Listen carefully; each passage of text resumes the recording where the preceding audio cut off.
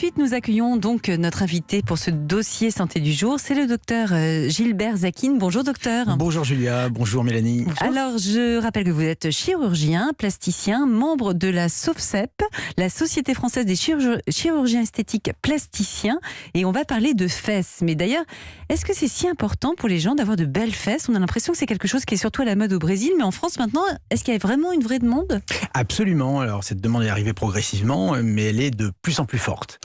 D'accord. Ça veut dire que même en France, par exemple, c'est devenu un objet de séduction, comme à l'époque on entendait beaucoup plus de chirurgie de sein, par exemple, mais vous avez de plus en plus de demandes pour des fesses? Absolument, je crois que ça a toujours été un objet de séduction, Mélanie. Depuis l'aube de l'humanité, c'est la bipédie, le fait de se tenir debout et de marcher qui caractérise les premiers hommes. Ça libère les mains, mais ça permet de sculpter les fesses. La fesse n'appartient qu'à l'homme, disait Buffon. Et tout le monde connaît la plus ancienne statuette humaine, 23 000 ans, la Vénus Callipyge, cette femme, vous savez, que ses formes très très généreuses, et on la voit, elle est un symbole de sensualité, de beauté, de fertilité. Ah oui, donc ça date pas d'hier. Voilà. Ça date pas de Kim Kardashian, pour résumer. C'est bien plus ancien. Et je pense que au finir, je pense que c'est l'offre qui crée la demande dans ce cas-là, et pas l'inverse. L'offre, c'est-à-dire que c'est grâce aux progrès de la chirurgie, qui sont relativement récents, qu'on a aujourd'hui des demandes. Sinon, on les aurait peut-être eu bien avant. D'accord. Et on fait combien d'interventions au niveau des fesses en France chaque année? Est-ce qu'on a une idée? Oui, tout à fait. Alors, il y a les chiffres de l'ISAPS, c'est la Société internationale de chirurgie plastique.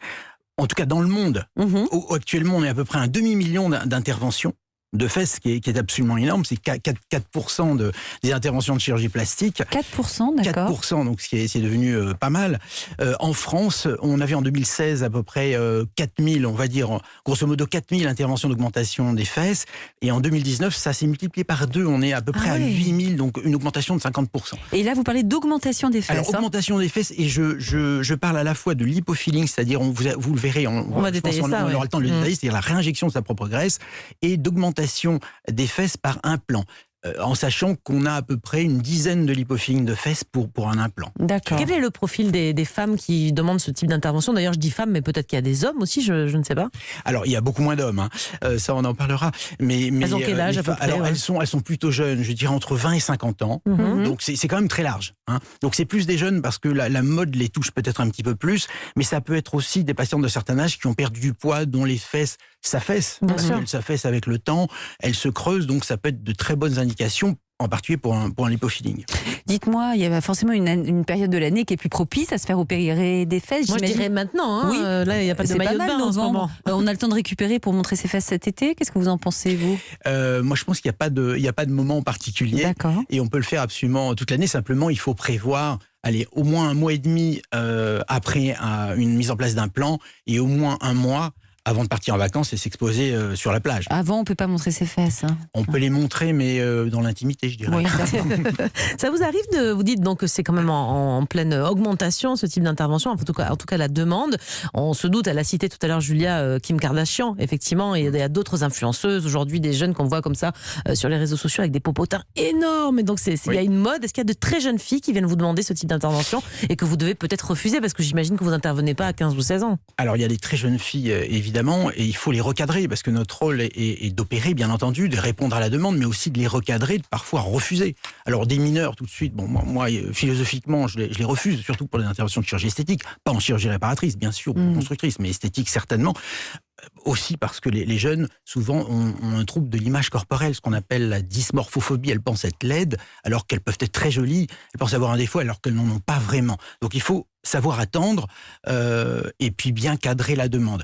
Et concernant Kim Kardashian, il faut expliquer aussi aux patientes qu'un certain nombre de photos de mode sont retouchées. Oui, c'est pas forcément des fesses suite à une intervention. Exactement, ça peut être c'est des fesses après Photoshop. Oui. Ça, il faut leur expliquer, parce que on voit des fois dans les magazines des choses qui paraissent totalement impossibles, des tailles extrêmement fines avec des fessiers absolument énormes. On dirait que ça va se casser, on dirait moi ça fait peur. Non, mais c'est simplement impossible. Donc c'est des photos aussi retouchées, donc tout n'est pas possible. Et ça, c'est à nous à l'expliquer. Et puis c'est patiente par patiente, bien sûr. D'ailleurs, parce qu'il y a des seins qui sont en forme de poire, de pomme, pour les fesses, il y a différentes formes de fesses?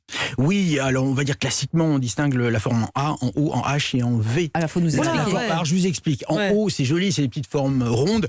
En H, c'est des formes un petit peu carrées, un peu comme des fesses d'hommes. Vous évoquez les hommes, Mais il faut savoir qu'il y a beaucoup moins de demandes, parce que bon, l'homme fait peut-être un peu moins attention à ses fesses, ou la femme est peut-être plus tolérante pour le vieillissement de l'homme, ça c'est vrai aussi. Mais aussi surtout parce que la fesse de l'homme est sculptée par ses muscles. Donc on ne va pas réinjecter de la graisse, et si on le fait, il faut être extrêmement prudent parce qu'on risque de féminiser la fesse. Ah oui, nous on a moins de muscles que les hommes dans les fesses, on a plus de graisse plutôt. Ce que j'ai dit. Oui, il y a un peu moins de muscles, oui bien sûr, mais il y a plus de graisse et des formes différentes. Parce que, les hanches sont plus larges, et une forme idéale, c'est la forme, alors je dis en forme de A, mais c'est en forme de cœur inversé. C'est piriforme. Piriforme, ça veut dire en forme de poire. Et vous voyez tout à fait la forme de cœur inversé. Ah oui, c'est beau. Ça doit être beau. Enfin, en tout cas, on se fixe ça comme objectif en fin d'intervention. Et je vous l'expliquerai, mais qu'on place des implants ou qu'on réinjecte de la graisse, ou qu'on fasse les deux, parce qu'on peut faire aussi ces deux interventions combinées. On va rechercher à avoir une courbe juvénile, attractive et belle. Voilà. Ah oui. Alors, docteur Zakin, on va continuer cet entretien dans quelques minutes et on va rentrer un peu plus dans le détail, justement. Que peut-on réellement proposer aujourd'hui pour avoir des fesses plus rebondies, plus lisses même peut-être? Qui sait, faut-il systématiquement passer au bloc pour des implants ou y a-t-il d'autres méthodes moins lourdes? On va vous détailler tout cela sur Europe 1. Europe 1, 11h, 12h30. Julia Vignali et Mélanie Gomez. Vous êtes sur Europe 1 et c'est bien fait pour vous, votre émission dans laquelle on prend soin de votre santé et surtout de votre bien-être ce matin. Si vous êtes complexé par vos fesses, leur forme, leur épaisseur, vous êtes au bon endroit. Et puis si elles vous conviennent très bien, vous êtes aussi au bon endroit parce qu'après tout, on apprend beaucoup de choses ce matin avec le docteur Gilbert Zakin, chirurgien plasticien, membre de la SOFCEP, la Société française des chirurgiens esthétiques plasticiens. Alors docteur, passons au vif du sujet, à l'aspect technique, je dirais. Qu'est-ce qu'on peut faire comme intervention pour augmenter le volume des fesses, puisque c'est la principale demande, j'ai bien compris. Je crois qu'il y a déjà donc des injections de graisse, ce que vous appelez le lipofilling, c'est bien ça? Exactement, l'hypofilling, alors ce qui est appelé aussi le BBL, le Brazilian Butt Lift. Le BBL. Qui est une mauvaise appellation. Mais enfin bon, l'intervention va consister à prélever de la graisse là où il y en a trop et la réinjecter là où elle est manquante, c'est-à-dire dans la fesse, pour augmenter le volume de la fesse et le remodeler. Donc ça va non seulement augmenter le volume, mais ça va améliorer la forme et la silhouette. Mais ça veut dire qu'on peut se faire une liposuction quelque part? Il faut faire une liposuction. On ne peut pas réinjecter. C'est forcément votre propre graisse. C'est la graisse celle de Mélanie? Oui, parce qu'elle sait que j'en ai un bon stock, alors elle pensait récupérer la mienne. Si on s'amuse à faire ça, ça finirait très mal. C'est impossible parce que la graisse serait évidemment rejetée. C'est des cellules, c'est pas vos propres cellules. C'est autologue. Donc c'est forcément autologue. Les cellules, il faut le faire tout de suite. Alors il y a des études qui ont montré qu'on peut la garder, la congeler, mais ce serait pas efficace. En tout cas, c'est pas autorisé aujourd'hui, ça n'a aucun intérêt. Donc on va réinjecter durant la même intervention la graisse. On va la travailler durant la même intervention. Oui. Donc, vous pouvez me prendre dans la même intervention la graisse de mon ventre, vous la mettre dans mes fesses. Alors non seulement c'est en fonction de la patiente. On leur demande qu'est-ce qu'elles aimeraient enlever. Alors le plus souvent ça va être le ventre, les cuisses, les flancs, les hanches, le dos, le sacrum, qui est très important de sculpter, de recréer cette cambrure qui est très jolie et sexy au-dessus des fesses. Et cette graisse qu'on va purifier par 3 lavages, par une décantation, par une émulsification. Oui, elle est travaillée cette graisse. Elle est travaillée, on obtient un volume qui est 2 fois inférieur au volume prélevé. Donc il faut en prélever suffisamment. Et deuxième élément, il faut surcorriger. Quand on a l'habitude de le faire, on sait qu'il faut surcorriger parce qu'il y a une petite perte qui est à peu près d'un quart ou d'un cinquième de la graisse réinjectée qui peut être plus importante. Si vous la réinjectez comme ça sans la travailler, c'est une perte de plus de la moitié. La semaine dernière, j'ai aspiré 7 litres sur une patiente et je lui ai réinjecté à la fois les fesses et les seins. Ça l'a fait rêver, Julia, 7 litres. Non, mais alors là, il n'y a pas de 7 litres enlevés chez vous de toute façon. Non, mais même 2 litres, c'est génial. On peut s'en mettre dans les seins, on peut s'en mettre un peu partout. Oui, mais alors c'est limité. Je vous l'expliquerai après, mais c'est limité au niveau des volumes. On ne peut pas dépasser un certain volume. Et de toute façon, après, il y a un moment donné... 7 litres, c'est un peu le max quand même, non? 7 litres, c'est, attention, le max en gros de ce qu'on peut retirer, mais ça ne va pas être ce qu'on va réinjecter. Le maximum de ce qu'on peut réinjecter, ça va être à peu près 1 litre par fesse. Alors certains font plus, ça dépend de la demande de la patiente et du résultat qu'on veut obtenir. Et on peut le faire que si la patiente a de la graisse, parce qu'il y a des femmes très fines, une femme très fine qui n'a pas de graisse, c'est pas la peine d'essayer de lui proposer un lipofilling, ça ne marchera pas. Alors qu'est-ce que vous faites? Des implants. Alors là, c'est des implants. On va lui proposer des implants mammaires, des implants fessiers. Alors ça peut être les deux, mais enfin il faut éviter de faire les deux en même temps, c'est trop lourd. Donc des implants fessiers, et on peut même combiner, et ça c'est assez récent, ça donne de très beaux résultats naturels, l'implant fessier et l'injection de graisse, parce que l'implant fessier va augmenter le volume dans la partie centrale et haute de la fesse, et l'injection de graisse va combler le défect, le petit creux latéral, et ça donnera un résultat magnifique, très naturel. Alors vous avez dit que vous mettez donc des implants fessiers, pas des implants mammaires, mais c'est le même type de produit, sont faits en quoi ces implants? Ils n'ont pas la même taille, j'imagine? Pas tout à fait. Il y a plusieurs tailles. C'est du silicone, mais c'est des gels beaucoup plus cohésifs, c'est-à-dire beaucoup plus fermes, parce que dans les fesses... C'est plus solide, parce qu'on s'assied sur les fesses. On s'assied dessus, il y a plus de choc, ça doit être plus solide. Les implants sont plus durables aussi. La durée de vie moyenne d'un implant mammaire, c'est 10 ans. C'est un peu plus que 10 ans. Les laboratoires nous conseillent de les changer. Les fesses, on est sur du 20 ans, 25 ans en règle générale. Donc quand on les met, souvent, on va les retirer s'il y a un problème, si la patiente n'en veut plus au bout de 20 ans. Sinon, on les garde. Voilà, on va les garder. Alors pour celles qui veulent au contraire réduire la taille de leurs fesses, qu'est-ce que vous faites là? C'est une hypo? Il n'y a que ça à faire? Alors là, il n'y a pas vraiment de réduction de la taille des fesses. En fait, ce que vous appelez la taille des fesses, c'est la graisse qui est autour. C'est la culotte de cheval. Voilà, exactement. C'est-à-dire, c'est les hanches, c'est les flancs. Et c'est important de le faire, surtout quand on augmente le volume. On va augmenter le volume des fesses et on va retirer la graisse qui est au-dessus et parfois sur les côtés de la culotte de cheval. Alors, pas trop. Aujourd'hui, la culotte de cheval est un petit peu à la mode, surtout si on fait des grosses augmentations fessières. Donc, des fois, même, on réinjecte de la graisse dans ce qu'on appelle la culotte de cheval pour avoir cette forme, justement, de cœur inversé. Mais on ne va pas lipoaspirer elle-même la fesse, sinon elle va se creuser, s'affaisser, vieillir. La fesse, on n'y touche pas. C'est sacré, on ne touche pas la fesse. On n'enlève pas la graisse de la fesse. Alors je reviens sur les implants, parce que moi j'aime bien la technique et j'aime bien le bloc. Au bloc opératoire, ça se passe comment? Vous les rentrez par où les implants? Alors les implants, et où sont les cicatrices? Alors finalement on fait une petite incision. Évidemment, la cicatrice doit être masquée, donc on la met dans le pli interfessier. Il y a différentes techniques. Soit on fait une seule incision, soit on en fait deux un petit peu décalées. En tout cas, c'est toujours dans le pli fessier. Et on la verra pas, a priori. Non, on le voit pas. On verra pas cette incision et on va placer les implants. Alors il y a différentes techniques. Je vais pas refaire l'historique. Au début, c'était sous la peau. C'est catastrophique, les implants étaient visibles. Puis après, il y a des auteurs au Brésil qui ont mis des implants sous le fascia, entre le muscle et le fascia musculaire. Ce n'est pas bon non plus. D'autres en profondeur, c'est dangereux pour le nerf sciatique. L'idéal, c'est intramusculaire. C'est un petit peu plus difficile que l'implant du sein qu'on place sous le muscle ou sur le muscle, mais pas dans le muscle.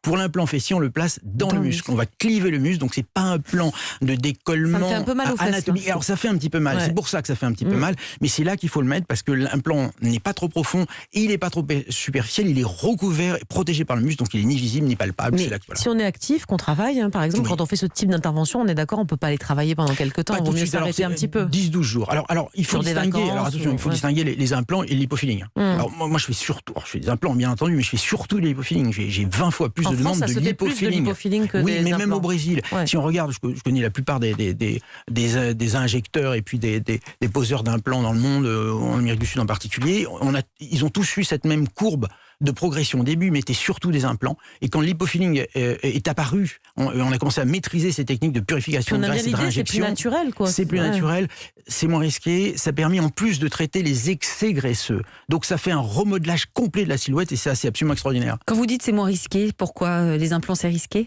Alors, c'est les suites, les complications. Il n'y a pas de risque vital, mais les complications sont plus fréquentes, en particulier la désunion de la cicatrice. C'est quoi ça, la désunion de la cicatrice? C'est l'ouverture de la cicatrice. C'est jusqu'à 10 à 15% des séries publiées, donc c'est pas rien. Donc on n'est pas obligé d'enlever l'implant, ça résiste mieux à l'infection, paradoxalement. Mais il y a un suivi un peu plus compliqué qu'avec un implant. Et ça n'arrive pas avec le lipofilling, la graisse? Alors ça n'arrive pas, mais attention, je vais quand même dire une chose.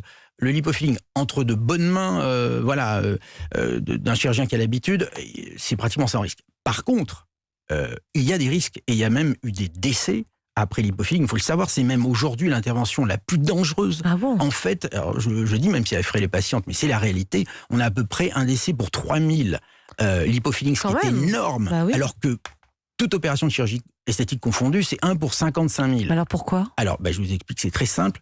Si le chirurgien n'a pas l'habitude de le faire, ou est maladroit, s'il injecte dans le muscle, alors qu'il doit injecter la graisse absolument au-dessus du muscle, il risque d'injecter de la graisse de façon malencontreuse dans une veine glutéale, une des veines. Là, on a très peur. Oui, mais il faut quand même comment on choisit bien son chirurgien il faut, voilà, le bouche à oreille, il faut savoir. Les membres de la SOFSEP, déjà, c'est bien. L'immense majorité des chirurgiens français sont très bien formés. Et ils ne vont pas faire quelque chose qu'ils ne maîtrisent pas. On a le droit de demander à son chirurgien, vous en faites souvent des fesses, vous? Bien sûr, il faut lui demander. Et puis, ceux qui n'aiment pas ça, ils n'en font pas. Mais une fois qu'on a compris ça, c'est pas très compliqué. D'accord. Simplement, il faut le savoir. Voilà, il faut simplement le savoir. Alors, combien ça coûte? C'est variable. On va dire, pour un lipofilling complet, on est plutôt dans les 8 000 €, entre 8 000 et 9 000 €. Mais pas par fesse. Non, bien sûr. Alors non, ce serait pas très élégant de le présenter comme ça. Non, bien sûr. Et ça inclut. Alors, je vous fais la droite premier, puis l'année prochaine, quand vous aurez le budget, je vous fais la gauche. C'est assez coûteux parce que c'est une opération qui est longue et qui inclut en fait la lipoaspiration de toutes les zones et la réinjection de graisse. Donc c'est combien de temps au bloc à peu près tout ça? Alors c'est variable, mais ça va être entre 2 et 3 heures si on veut travailler correctement. Bon, et le résultat résultat final, une fois qu'on a fait tout ça, qu'on a bien récupéré, qu'on peut s'asseoir à nouveau sur ses fesses, on l'a vraiment, parce que je sais qu'en général il y a de l'œdème au début, donc au bout de combien de temps on peut considérer qu'on a le résultat final? Alors, on va avoir le résultat final une fois que l'œdème est parti et une fois que la graisse qui ne prend pas, c'est-à-dire les 20 ou 25% de graisse qui ne prennent pas, sera partie. Et là, on va dire 2 mois. Alors, je préfère dire 3 mois pour être prudent, mais c'est vrai qu'on a une très bonne idée du résultat à 2 mois. Très bien. Merci beaucoup, Dr Jacqueline, d'avoir accepté notre invitation. Celles ou ceux qui voudraient améliorer ou changer quelque chose au niveau de leurs fesses ont toutes les infos en main désormais. Merci encore, docteur.